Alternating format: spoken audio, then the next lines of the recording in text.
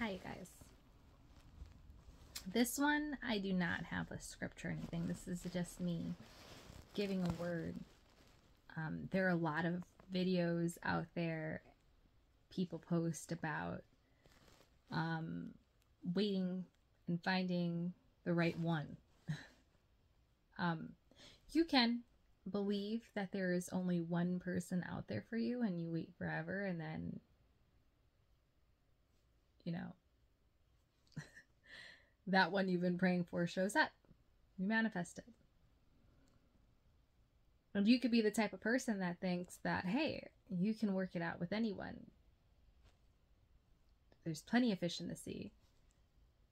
It's just that people are picky, right? Either way it goes, rather it's the one or a one, it requires work. I've been married for 10 years. We've had to learn how to live together, pay bills together. When we both work, we make and schedule time together. We plan for vacations to make sure we had that time together. Planning for a family together. And in all of this, sorry women, I'm going to kind of, I guess diss us a little bit. Because we like to be like, oh, you know, men don't get their period. You know, I work too, I clean the house, la-di-da, and then he thinks that when he's off, he's just gonna rest and relax. And so you put all your emotional baggage onto him when he finally is off of work, right? Sometimes the house gets dirty, and it's gonna be. Sometimes the kids are loud and annoying. Sometimes your husband's at work all day and you're at home all day. And sometimes you work and he works and you want to spend time with each other. And there are kids home, so you don't get that alone time. And then the kids want your attention. And then the kids go to bed, so you want to clean up and stuff. But you know that you want to rest too. And sometimes you have to give yourself that permission to relax. But yeah, there might be a pile of laundry. Yeah, there might be toys. Yeah, I didn't throw away all the grocery bags when I put them all away, or whatever it is.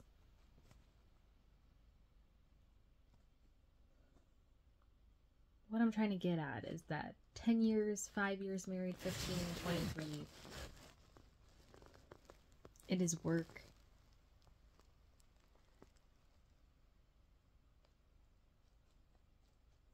It's what you're willing to put up with, really. There's some people who tap out because it gets too hard. Oh, well, she looked at that guy. He's always out late. He never has time for me. So I cheated. So I left. So I signed for a divorce because of this, because of that, because he hit me. I hit him. I yelled at him. He's controlling. You know, we always have a finger to point, but we don't take any blame or anything. Like, I put myself in that situation. I was manipulative. I was also abusive. Maybe not physically abusive. Maybe I was mentally abusive. Maybe I was sexually abusive. Maybe I was promiscuous and sending pictures to other people, and he physically went and did it. But I excused myself, right? Because we don't like to take responsibility for the things that we do. But we're so quick to jump and point out what other people do when they do something wrong. And then we call them malicious, vicious, evil, deceitful, a cheater, an adulterer. Who are you?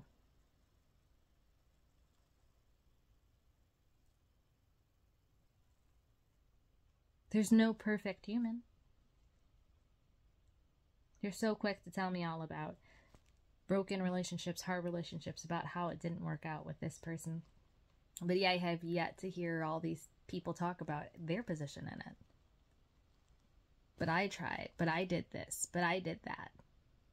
sometimes it does take separating yourself to awaken a person or get a person to realize that they cannot treat people that way. You're right. There are some people that give into that. But that too is fault. Because if you're waiting for the right one, then why did you give into that one? What was the temptation that drew you there? When you're in a relationship with someone, you can't go into it thinking that that's how the person's going to be forever. People evolve, people change. And the promise to be with someone, regardless of that change, is the most selfless thing. They're not your blood. They're not anything. But they're saying that I'm going to love you till you're old and gray, till you're dead.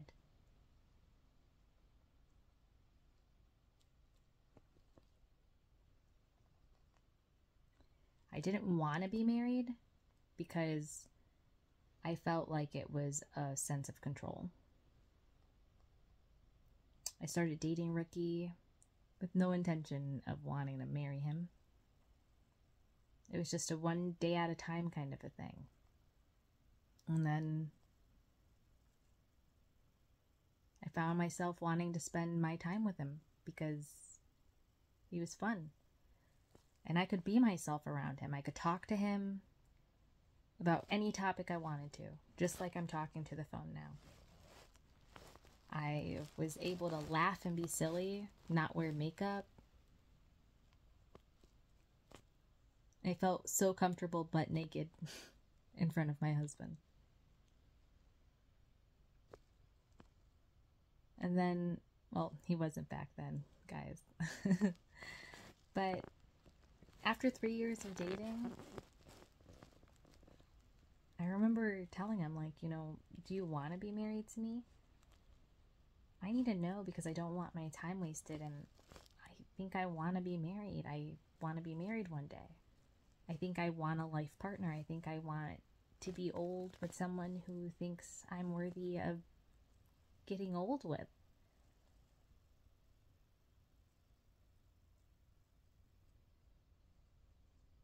I understood that my husband gave me the freedom to go out with my girlfriends, but at the end of the night, I only wanted to come home to him.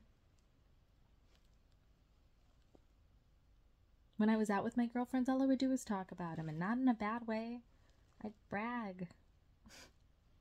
I love my husband.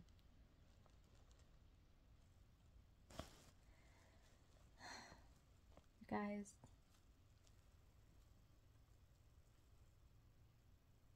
when we got married, we went on even more dates and more adventures.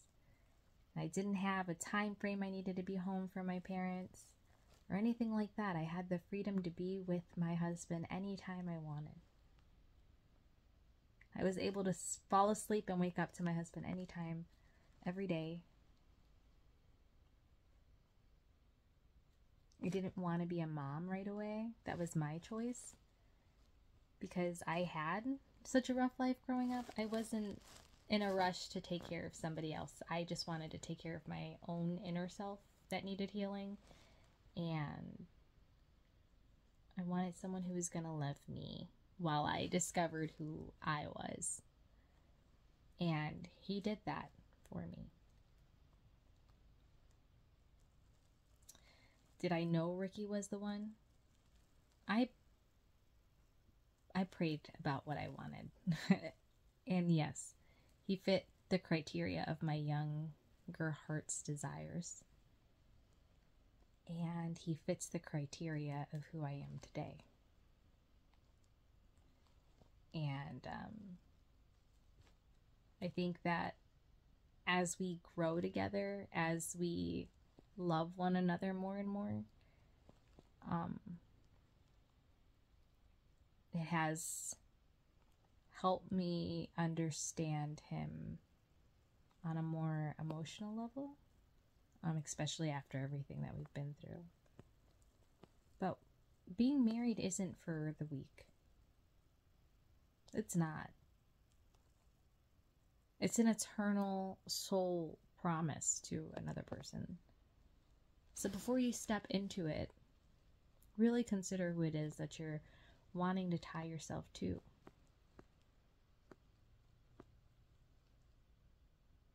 But I promise that you'll grow through it. You'll evolve through it.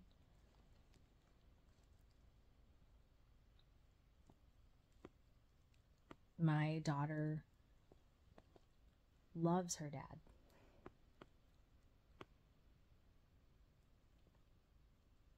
And there's nothing I wanted more than to have a little girl who loved Ricky as much as I loved Ricky. As much as I loved my dad. Makes me proud.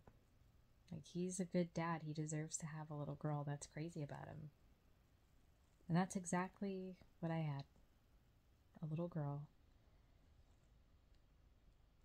She's crazy about me too, of course.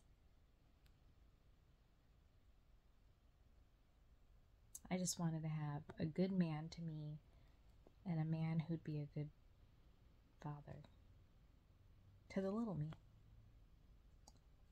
And I know she's not me, but in a way, raising my daughter has helped me heal my inner child. Holding her, hugging her, reading to her, rubbing her.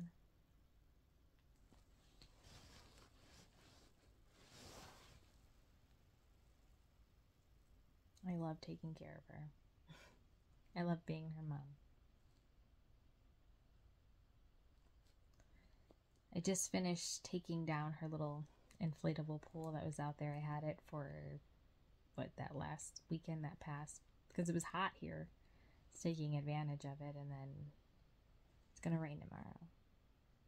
When I first got home, I was a little upset because Ava was sick. I had just gotten her better. I'm like, why? How are you sick? It's kind of frustrating when it's your baby. You don't want them sick. And so the car was messy, full of tissues.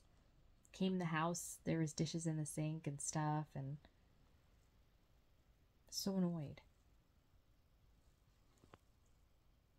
And I'm like, Alex, relax, like Ricky was with both the kids while I was at home. And that's technically his time off of work. And yes, he's a father. But he was dealing with a sick kid, and he was tending to her. He got her medicine. He took care of the dog. He cooked and stuff. And yes, maybe he didn't do all the dishes, and maybe he didn't leave it spick and span and acting like nobody lives here, but this is home. It's okay to be messy at home. It's okay to be yourself at home. Relax. So I finished taking care of baby girl. I gave her a bubble bath. We went downstairs. I picked up a little bit. I cleaned the car. Text my husband that I love him. I'm sorry if I make him feel like he's not doing enough when he's providing everything for us. I don't have to work. I choose to, but my husband makes enough that he takes care of the bills at home. And I don't want to add stress to his day, because I know that he would rather be here than at work any day.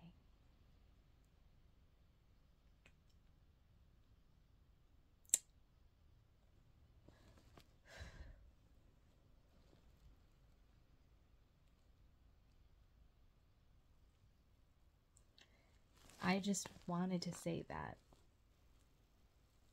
I think people need to take marriage and commitment to another person seriously.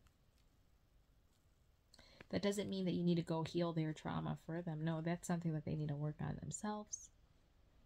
If someone's trying to tell you that you're not allowed to see your family or be with your friends or associate with neighbors or colleagues, or that's controlling. I just want people to be able to get past whatever trials and tribulations that are present in their marriage, rather that's circumstances, or someone losing a job, or having to move, or death in the family, or a loss, whatever it is that you guys have to face. It is not impossible to overcome together. It's not. And maybe one day I'll give testimonies of things that we face throughout our marriage, but it is work. And there are times, yes, in the 10 years that I've been married, that we've had arguments. But that's never taken away from the amount of love I've had for him. and getting past those hurdles that we have, including his mom passing away. All of those things that are so hard are the things that pull us closer together. I was there, and he knows that I love him, and that I'm not going anywhere.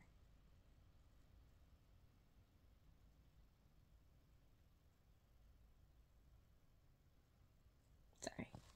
I still really love her. I loved my husband's mom so much. I may not, like, be walking around in my life depressed. That doesn't mean that I don't love her. Hear people talk about their in-laws like they're nothing, but mine was something.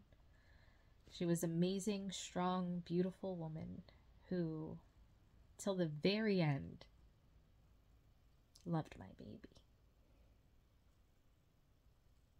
She loved her granddaughters so much. And she loved me.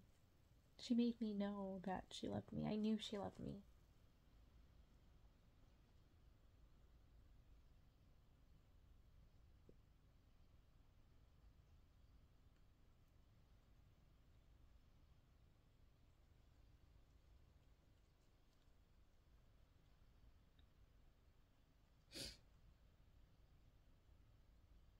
Stop waiting for someone perfect to show up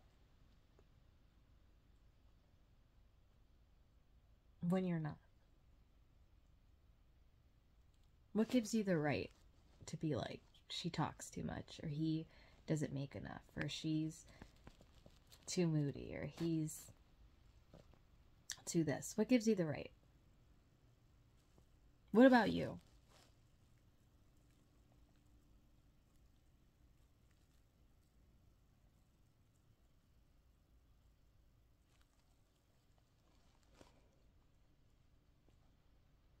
And then you're single and you can't even find happiness within yourself because you don't even love yourself. But you wanna, oh, that person's, negative, and I don't like this about them. Look at them, love's not real. They'll break up next week.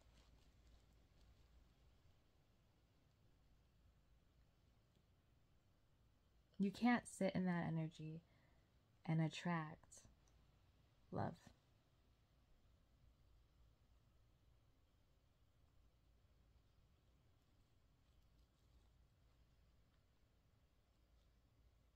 When you waste so much time looking for something, you know what energy you're in?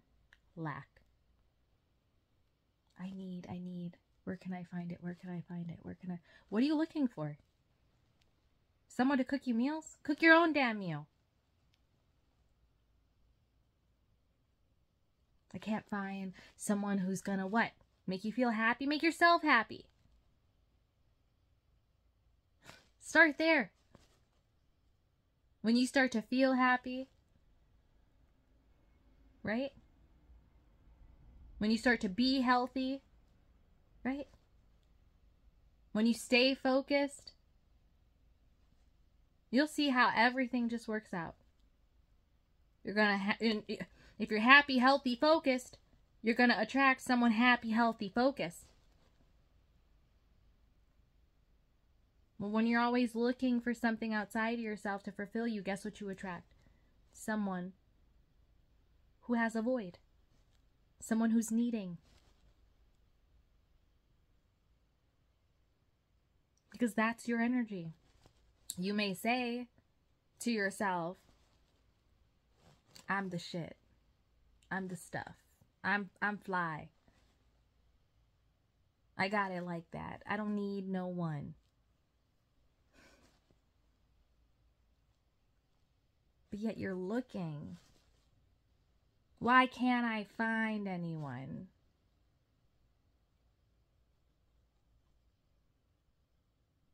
It starts with you. It really does start with you. Stop looking. Stop having that be the focus. Well, I'm a single mama. I'm a single daddy. La la. Focus on your kids. Focus on your home. Focus on your career. Focus on getting it together.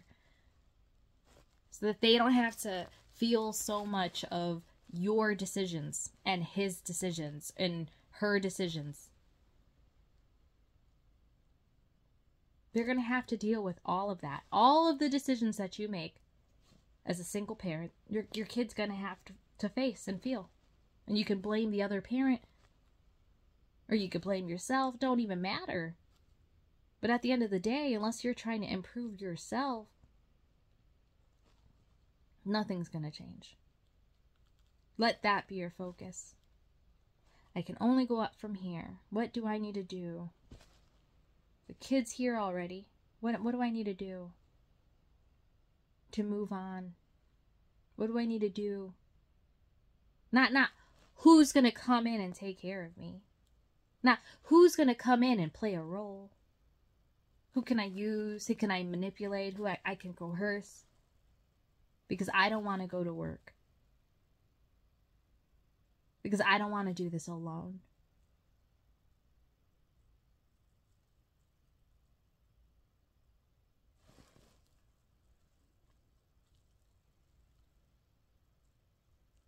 You don't just take kids away from parents either. Because you're mad at them. Oh, well, I divorced him because, well, now he can't see his kids because, now she can't see her kids because, you know, we have toxicity all over the world. And the ones who have to deal with it are the children. And no one knows how to love beyond themselves, but yet they don't even love themselves. I choose me. Me and my kid don't need to deal with this. Meanwhile, you're putting your kid in the middle of an argument and denying him access to the other parent. But because you're so full of yourself, you don't even see what you're doing. But you're also going to blame the other parent. Fighting fire with fire. But you don't even love yourself. So you're acting big and bad. You're feeling bad because you're alone. Now you're looking out to see who, I can't even hold a man down. Girl, hold your kids down. I can't even hold a woman down. Boy, hold your children down. Marriage is not for the weak. You know, we have those commandments for a reason, so we don't have to face these trials. And everyone wants to mock the Bible. Oh, the 10 Commandments, that shit's not real. It literally tells you not to commit adultery. Why? Because of the consequences of it. Fuck, excuse my language, but like 90% of the population's what? Divorced, home wrecked, right? Got one parent. You adopted.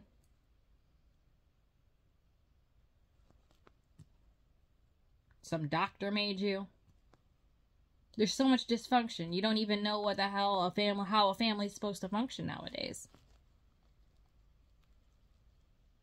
And then you don't even know how to love yourself because you're too busy trying to look like these people on TV. Oh, well, maybe if I don't eat any sugar or anything, I'll look like her and I'll be skinny. Let me go whiten my teeth with this purple toothpaste and post on Instagram. People know how to act like other people, but they don't know how to be themselves. People are prideful about themselves, but they don't know how to love themselves. People are so arrogant that they think that they're loving themselves by separating themselves from a partner. Instead of healing the situation, they pour more toxicity into it. And then not only that, when it comes to marriages, they start to involve the children in their arguments of who's right and who's wrong and who gets what.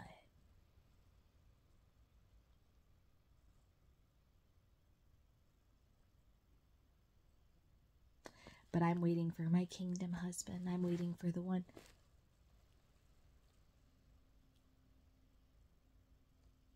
Yeah.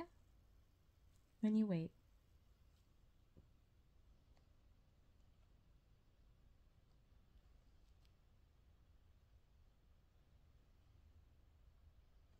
But I don't care if you're waiting on someone who's a Christian, who goes to church, that'll cook you breakfast in the morning. Let me tell you, there's going to be an argument about something. There's going to be a trial of some situation.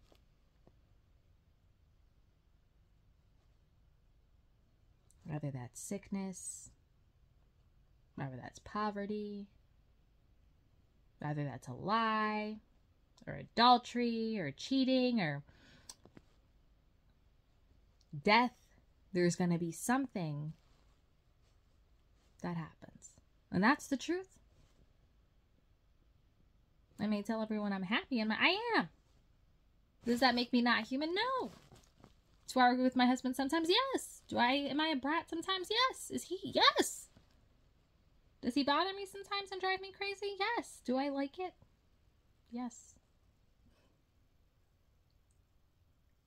Because I will miss him when he's gone.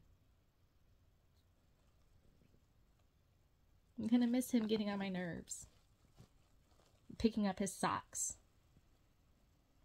And he's going to miss me ranting and raving about picking up his socks. About him spending too much time downstairs on the TV and it's late and I want him to come to bed.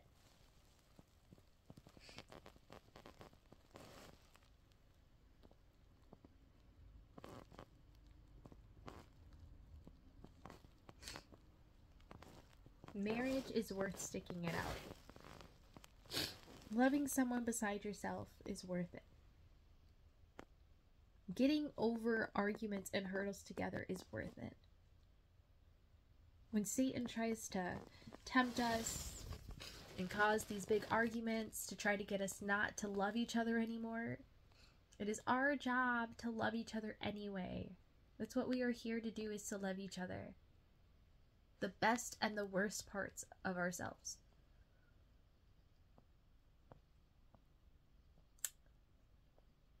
I have to go, guys, but I love you.